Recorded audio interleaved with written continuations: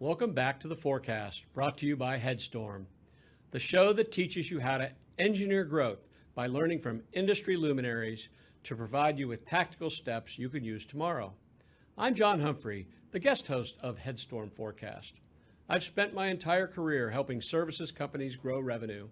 Our methodology and software helps founders and business developers to grow sales. Check us out at connectforlife.com to see how our tools can help you grow your revenue. In today's forecast, Headstorm's Chief Information Security Officer, Clay Gooch, is joined by Shelby Neal.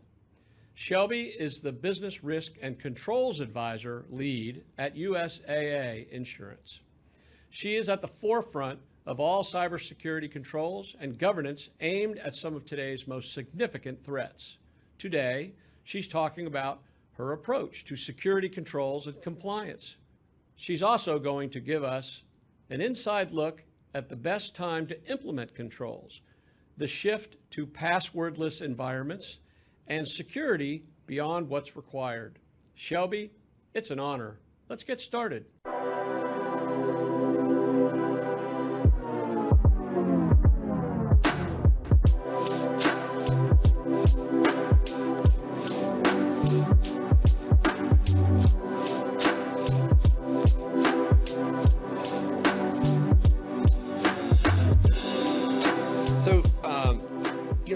One of the things that we talk about when we think about cybersecurity and ransomware and all that is, big part of your job, which is controls. Yes. Like people think of controls, or I think of controls as, what are the basic things like stoplights, like red, Absolutely. yellow, green, right? Tell me when to stop, when to, slow down, when to go. Explain it kind of from a layman's perspective. What's the principle of a control? Yeah, so anytime you're looking at being able to essentially control a risk that you might have, so something as simple as your credit report, right? There have been a lot of really public breaches when it comes to our credit reporting agencies. It can be something like me as an individual going out and putting a credit freeze to prevent those bureaus from reporting my credit and prevent other lines of credit being opened in my name.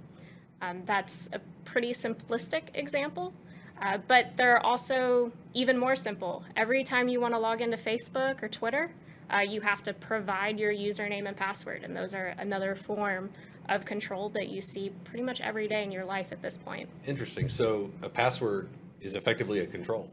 Absolutely. Okay. Interesting. Because, you get into the boardrooms, you get in talking to certain executives, and they think, controls are, tied to Sarbanes-Oxley. They're tied to a lot of regulatory requirements. I mean, while those are part of it, controls are really, they're needed in the cybersecurity space. Yeah, and it's interesting that you bring up Sarbanes-Oxley because I was actually an accountant, CPA in the state of Texas, before I got into cybersecurity. So it's always really interesting trying to evaluate the differences between how like a financial industry and cybersecurity works. A lot of the principles are the same, right? You still are trying to control for problems that might occur. You can still do things to prevent the problem from occurring or do things to try and detect it and fix it. But ultimately, the general concept is to protect yourself or your company. Okay, yeah, that totally makes sense. And we've seen over the past, the pandemic, right? 2020, ransomware just skyrocketed because everybody went home.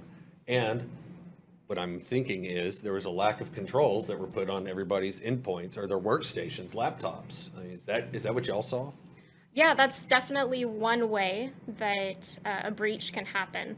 So anytime that a breach occurs, you usually try to see what caused it. Mm-hmm. So with Experian, for example, it happened because someone was able to authenticate as someone that they're not. So they were able to get permission that they shouldn't have otherwise had. They essentially pretended to be a client of Experian.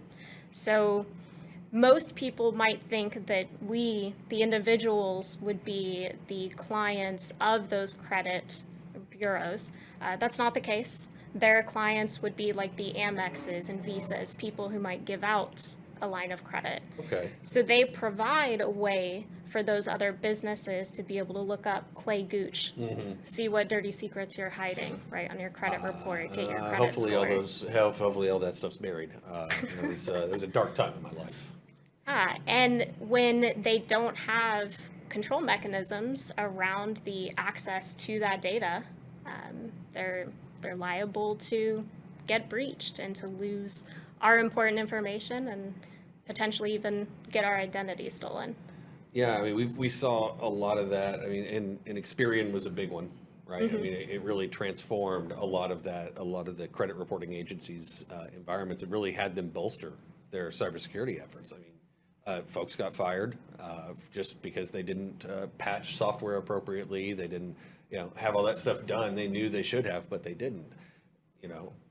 From a controls perspective, if I'm a small and medium-sized business, I don't really have a true IT team. I don't have a security team.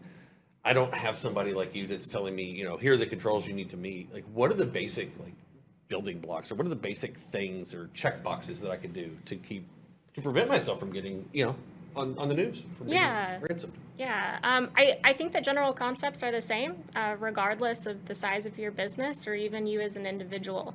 The first step is really identifying what are the important pieces of information or important aspects of your life that you want protected. So whether that's your social security number, or you're developing a new technology and you don't want the IP getting out, right? You would identify those, and then you try to use what's typically called a defense in depth type strategy. It's basically layering, because one sort of control is never going to stop everything. Typically, when you're looking at trying to prevent it from happening, you'll have things like usernames and passwords. So we would call those more like access management type controls. At this point, they're fairly standard, so even a small to medium-sized business should be able to have proper authentication. You can have security certs and whatnot on your website to offer more insight into the type of traffic that you're putting out there. So that's like the little lockbox that's in the top left-hand corner of my browser. Yeah, that's how the everyday person would see it. Or if you've ever seen that splash message where it says, dangerous ahead, only advance if you know what you're getting yourself into. Got it. And that's one way. Another way is if you're trying to prevent the fallout of having, your data stolen, whatever it might be. You can actually encrypt those files. So that way, if someone does manage to get access to them, right, at least it's encrypted, and they would have to go through quite a bit of effort to be able to crack that file and actually see what's in it. So I'm ransomwaring myself, but I know the key. Exactly. Got it. Yeah. And I want to touch on one thing that you mentioned earlier. I love Shrek. And we talk about, Shrek talks about being an onion, right? Layers. Or layers, right? Is that really is that the way I'm supposed to think about defense in depth? Like my organization is kind of the center of that onion, and what are the different layers of the onion that I'm using to protect myself? Yeah, so if you start with access management, meaning that everybody has to have a username, password, they have to prove that they are who they say they are, right? And then hopefully you also use a concept of least privilege, meaning you wouldn't give every employee access to everything. So if I've got, somebody in accounting and somebody that's really like my, my secretary or executive assistant, if I've got somebody like that, they shouldn't have the same level of permissions then. Exactly. Okay. Yeah. Okay. And then when somebody does authenticate, right, now they're able to access the files that they need to do their job. You might have something like a DLP software, data loss prevention. So if you're my boss and you make me upset and I decide I want to get back at you, right, a DLP might prevent me from being able to extract or take your files and use them for personal reasons. Yeah, so you're essentially like a malicious insider at that point, trying to take stuff with you before you leave an organization. Yeah. That's a good one, because we are starting to see the biggest threat in the cybersecurity landscape as really that malicious insider. Because think about it, if I know that I'm switching jobs, we've seen, I mean, the great resignation, right? Everybody moving jobs. How much data has been stolen between each and every one of those jobs? Because, I mean, as a security officer, I can only do so much to protect my organization. It's really reliant upon my employees to be doing the right thing, right, for that, and also having the appropriate awareness. Yep. When most people think of controls, they think of Sarbanes-Oxley, but controls can really be helpful, like passwords. When people shifted to working from home, there was a spike in ransomware. A lot of those breaches were a result of the lack of controls. People didn't have plans in place on how they were going to manage their cyber risk and made the shift instantly because they had to. Now, those companies are retroactively adding more security procedures to help minimize future risk. That's true whether they're defending against ransomware attacks or malicious insiders. For our next segment of the forecast, stick around as we share the importance of security training and the best time to implement new controls. Is security awareness training a type of control? It is. Well, you can build controls around it. Okay. So the concept of doing security awareness might be more of like a process or a procedure. But if you require, say, all of your companies to pass a security awareness course, semi-annually, that might be an example of a very specific control. And also one that's very common. Yeah. My job at USAA, I feel like I'm getting a fake phishing email once a week. Good. I mean, and they get, it's funny, they get more and more crafty each and every day. I was talking to a client of mine who said, we were using a third party to do their phishing exercises. And they said, I don't know how they did it, but they copied the exact email, the exact links. And the only thing that changed was a capital O to a 0 and in the subject line. And everything else was the same. And so it's just a good example of how creative the attackers are getting, because that's the primary threat vector into organizations. Yeah, anytime you look at an organization, you can have all these sorts of controls that I'm talking about, right? Access management, DLP, encryption. But at the end of the day, people are almost always going to be the weakness, right, when it comes to protecting your assets, whether they're doing something intentionally or not. I mean, imagine getting a call or an email from your CEO frantically asking you to send them some money because they need to buy, business cards or something on a trip. Those sorts of individuals are really hard to say no to. Yeah, that's funny you bring that up. In fact, last week, the CEO of our organization, Lawrence King, he texted me from a number based out of East Texas that said that he had something urgent for me to do, and I should give him a call immediately. And I said, well, that's interesting. That's not Lawrence's number, and he never writes his text messages like this.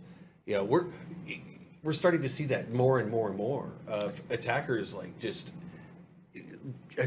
going after different vectors. They know that the email, the pray and spray of just sending a note saying, I'm the CEO, go to the store, buy me some iTunes gift cards. That's not working as effectively. So now they've shifted, it looks like, to the mobile phones. Yeah, I mean, I'm pretty sure a significant portion of our population has gotten the Nigerian Prince email at this stage. Yep. It seems like that attack has turned more into calling our grandparents, right? Claiming to be me. My grandma was called by someone who claimed to be my brother, saying that he was in trouble and needed help and asked for money.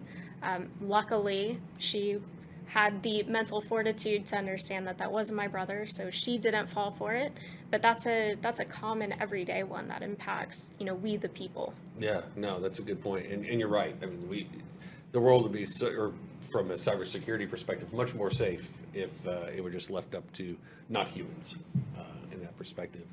So thinking about USAA, amazing company. I mean, really supports our veterans and those that have served. From a controls perspective, what are the biggest, you guys do a financial institution. So Yeah. what are the biggest controls are the hardest ones to implement? Ooh, the hardest ones to implement. So I will say security is always easier to apply whenever you're a newer organization, right? It's a lot easier to bake it in when you're just starting. A lot of times when you have these really mature companies and they already have systems, lots of different softwares that all need to be integrated together, it can be really difficult to get them to work together while still being protected. So for example, when you try to roll out something like single sign-on, because security is always going to be kind of a spectrum of convenience to caution. Yeah. When instead of having me, an employee, have to remember a username and password to every single system that we use at USAA, right? We might use a software called single sign-on that essentially allows me to use the same identity across all of those different platforms. Okay. But getting the same software to work with all of those systems, especially retroactively, can be difficult in implementation, but also rollout and adoption, right? Retraining your users who may have been logging in a certain way for 10 years can be quite an overhaul. So yeah, so that's one of those things. Like if I'm trying to think of a relevant example of, I'll start going to some sites and it's like sign in with Google. Is that a form of single sign-on in a way? Sort of. It's usually referred to as more of a social sign-on, but the principle's the same, right? It allows you to authenticate with the credential that you already have. So instead of having to remember my Gmail password, my Facebook, and my Twitter, I can just log in with my Gmail to all of them. Okay. So that's one of the things that as we think through, how do we reduce? It's reducing the amount of passwords we have. Ultimately, right? Which if you think about it on that, right, convenience to caution scale, definitely trends a bit more to convenience, but sometimes that can also be a good thing, right? It used to be pushed that you should have a jumbled mix of letters and numbers for your password, Right. but who can remember that? Right. No one, so you end up writing it down, which in of itself is a really bad practice and more prone to losing that, right? Having your friend come and steal your password. I just your put it Facebook. on underneath my laptop. So, Yeah. I mean, it's fine. Exactly. So then the encouragement, right, to start using passphrases, so incorporate something that you remember.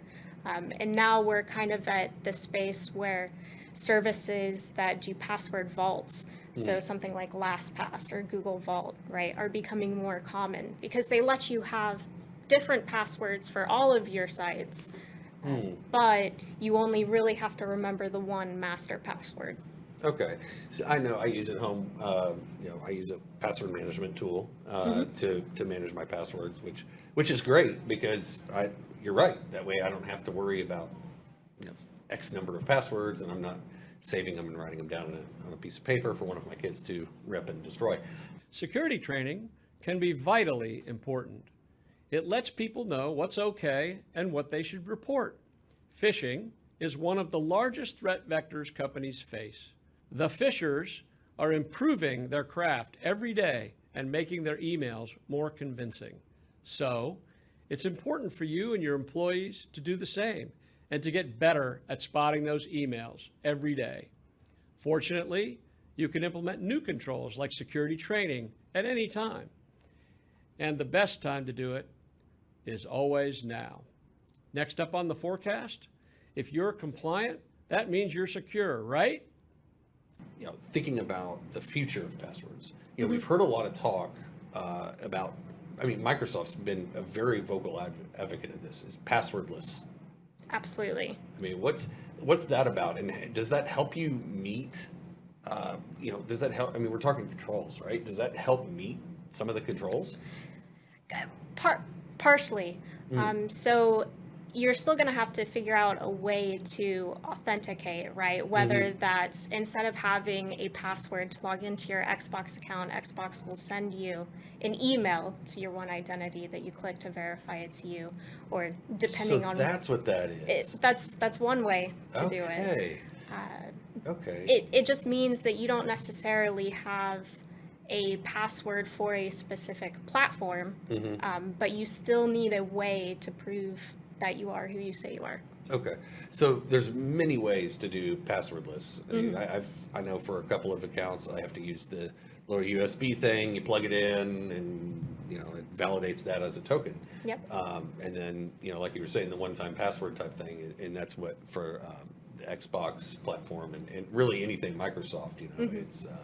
It's good. It works well.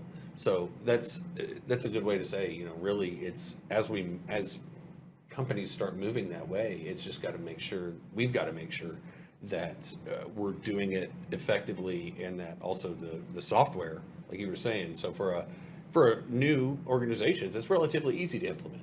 But an organization that's been around a long time, like USAA, it's going to take time. Yeah, 100 years in a couple of weeks, I think. Wow, I didn't realize they were that old. Yeah, I got invited to a company event. That's why I know it's coming up. Yeah, that's awesome. So we just finished talking a lot about controls and how those kind of feed into compliance.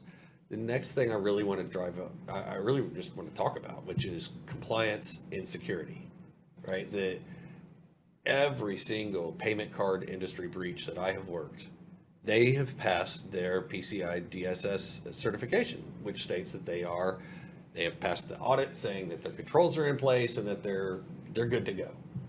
Okay. Well, then why did they get breached? I mean, in my mind, hey, if I'm compliant, that means I'm secure, right?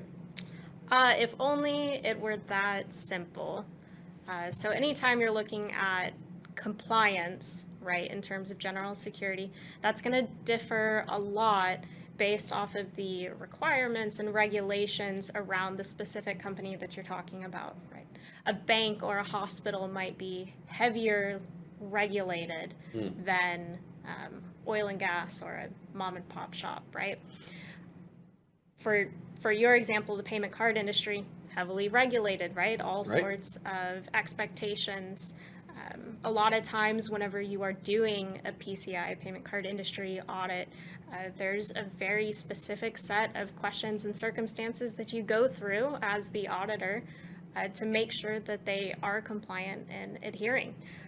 Unfortunately, the reality is, even if you pass all of those check marks, right, all of those requirements, technology in the landscape is constantly changing.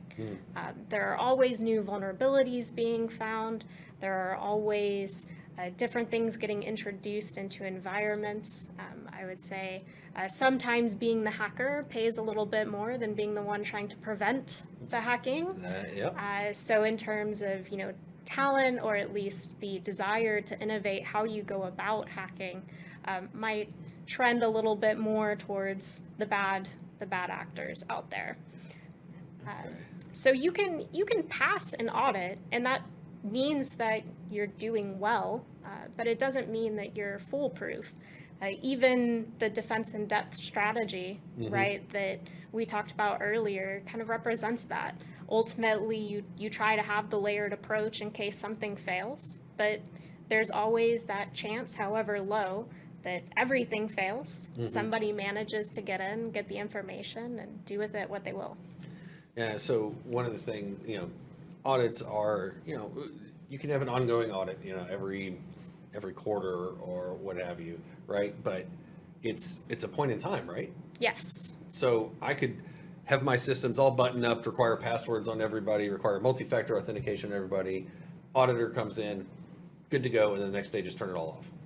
You could. I don't think that tends to be what causes the breaches, but it definitely can happen.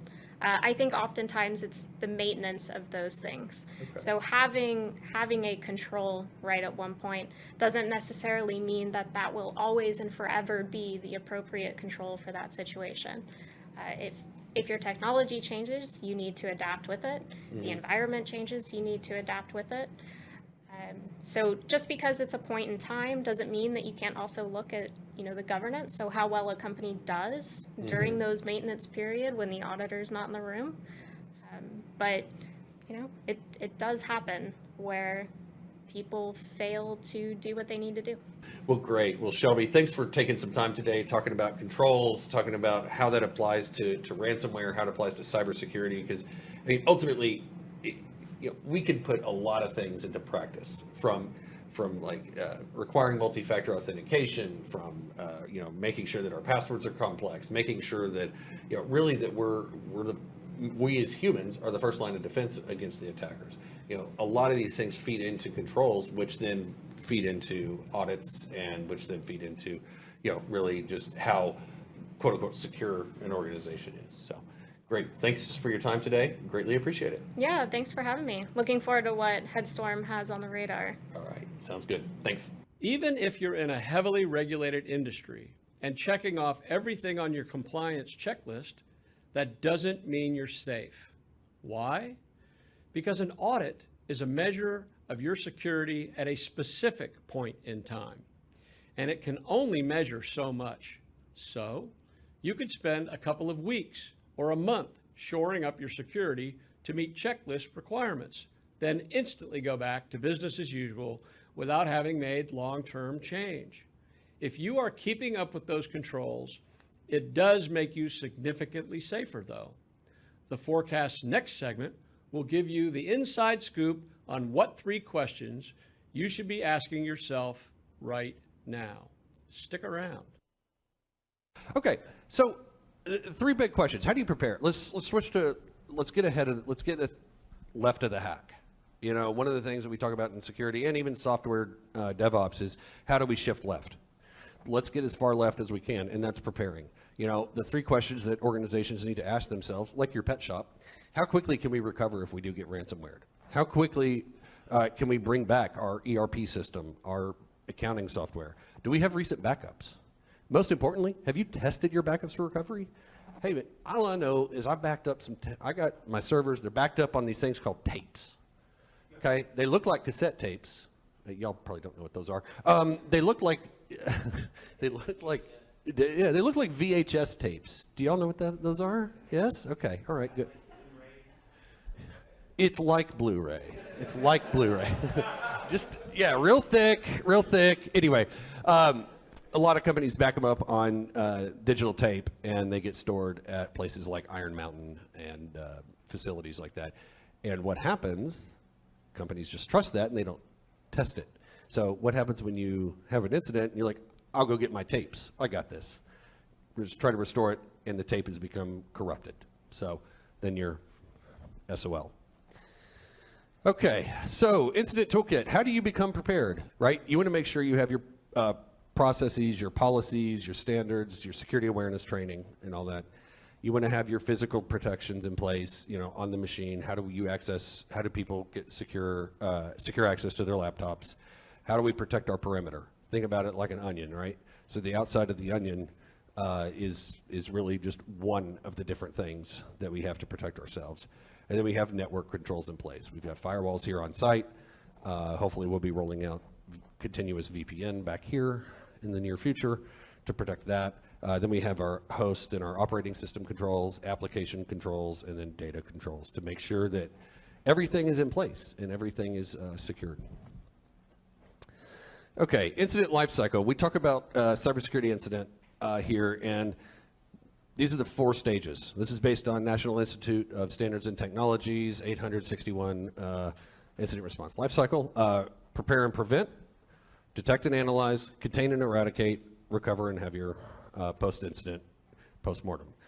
Looks kind of a lot like some of our engagements, right? I mean, at the end of the engagement, we all gather together and we say, okay, what could have gone better? What could have, all that stuff. That's exactly what some of this stuff is. To prepare and prevent, get ready for battle. These are some of the things that you must have, you should have, and best-in-class organizations have these. So must have malicious email filtering. I'm not going to read through all of these, but automated backups. A lot of organizations that didn't pay the ransom, they didn't because they had a good backup in place, most likely. Malicious email filtration, or MEF, is one of the things that could have prevented that detonation that you just saw a few minutes before. Yeah. It would have identified the file inbound into the network as malicious, and it would have sunk it, and you would have never received it.